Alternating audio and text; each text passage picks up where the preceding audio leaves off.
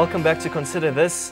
If you've just joined us, we are talking about Christianity versus secularity. And today in the studio we have Sanko. He is a lecturer at the university, and you also did your master degree in post-modernism, is that correct? So tell us, we want to kind of pick your brain a bit. Tell us, what do you think about secularity versus Christianity? Well, I'd like to use an illustration from Hollywood. I heard you spoke about Hollywood earlier as a prime example of what secularity is, being of the world, and we usually refer to Hollywood. I don't know if you saw the movie Batman The Dark Knight, which is one of my favorite movies. And in Batman there are three prime characters. The first one, of course, is Batman, and he is this vigilante character and he fights criminals by night. And then there's another guy, Harvey Dent, a very handsome looking guy, and he's the public prosecutor. He also fights criminals, but he does so legally. You know, Batman breaks the law when he does his fighting. But Harvey Dent is a public prosecutor, and he goes by the book. And then there's the third character, the Joker, who is an anarchist, a psychopath, and he wants to destroy society.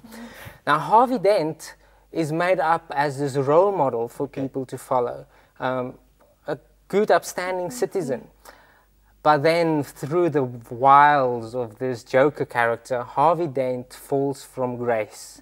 He used to be a white knight, and now he's turned to a dark knight, and he's out on revenge, and he commits murder. And he comes to a really tragic fall in the end. He dies. I hope I don't spoil the movie for some of our viewers. And the interesting thing I liked about this story is I saw a glimpse of the gospel in it.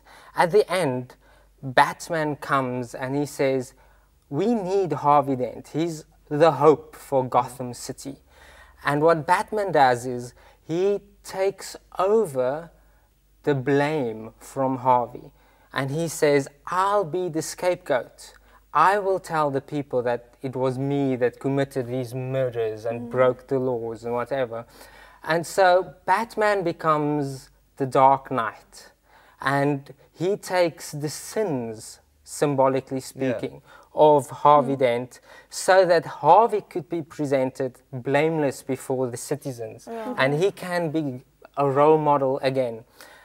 And thinking of that movie, a secular movie, we see that there is some spiritual truths, some Christian truths in it.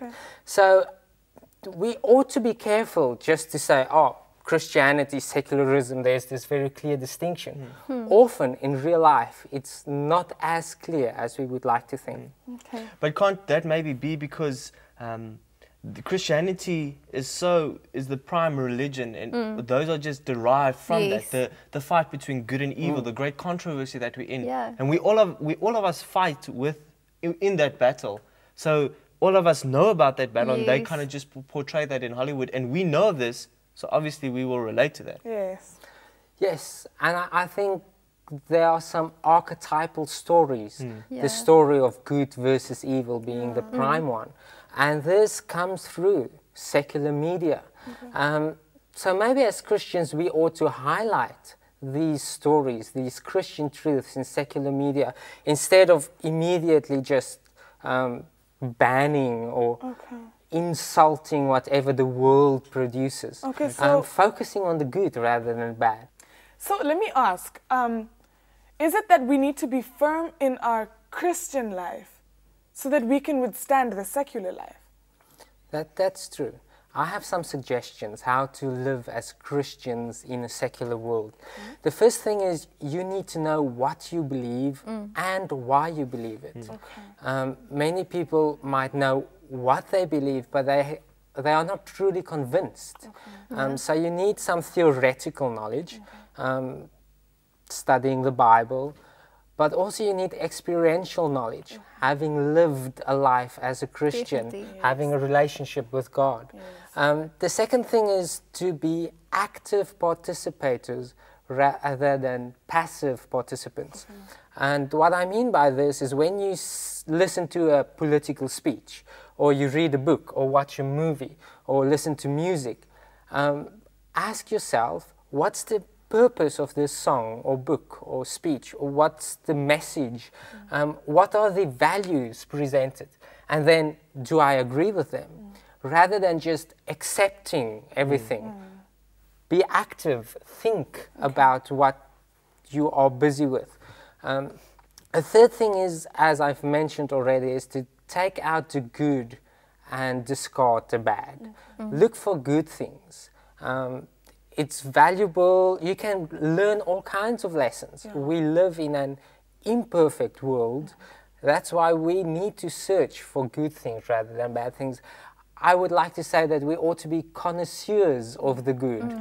You know, like a wine taster is a connoisseur of wine, and they know which wine is good and which wine is not so good. That's how we ought to be.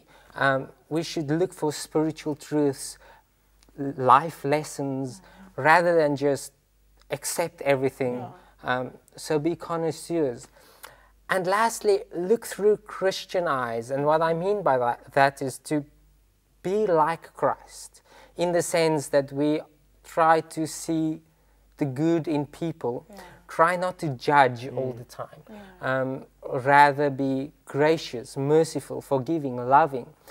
At the same time, we ought not be fooled easily. Jesus warned us to be like innocent as doves, but wise as serpents. And I think that's a good lesson, good way for us to approach it. Definitely, and it seems to me that we should have intelligent faith. We shouldn't just accept anything as from the list that you just gave now. We should think of what we believe, why we believe, and just do it that way. Well, our time's up for this segment. We join us after the break, where we continue with this topic: secularity versus Christianity.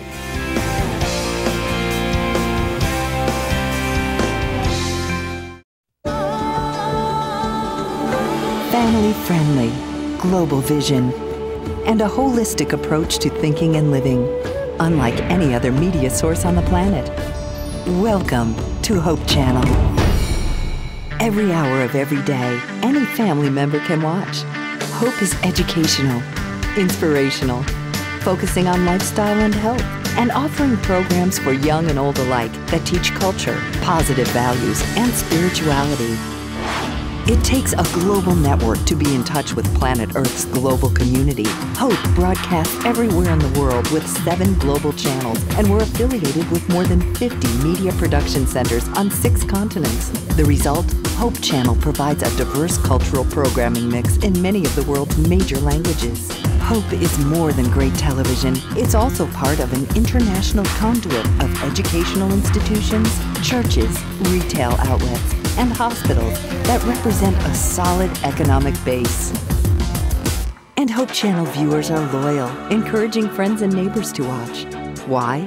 Hope viewers believe that Hope Channel not only enhances living, but changes lives through its compelling lineup of programs. Documentaries taking your subscribers around the world and back through time, visiting places where history was made. Fascinating biographies that open up the lives and times of people who made a difference in society. Travel programs that transport the viewer around the world, demonstrating how people work together to make a better planet. Inspirational programming challenges viewers to experience the joy of discovering faith values and offering spirituality as an important part of a balanced lifestyle. Health and lifestyle programs teach disease prevention and make healthy living simple and attractive. Hope Channel programs provide invaluable support for developing healthy relationships and strong communities. Diverse and positive programming. A global infrastructure and network. A commitment to family-friendly programming 24 hours a day, 7 days a week. This is Hope Channel, your source for quality of life programming.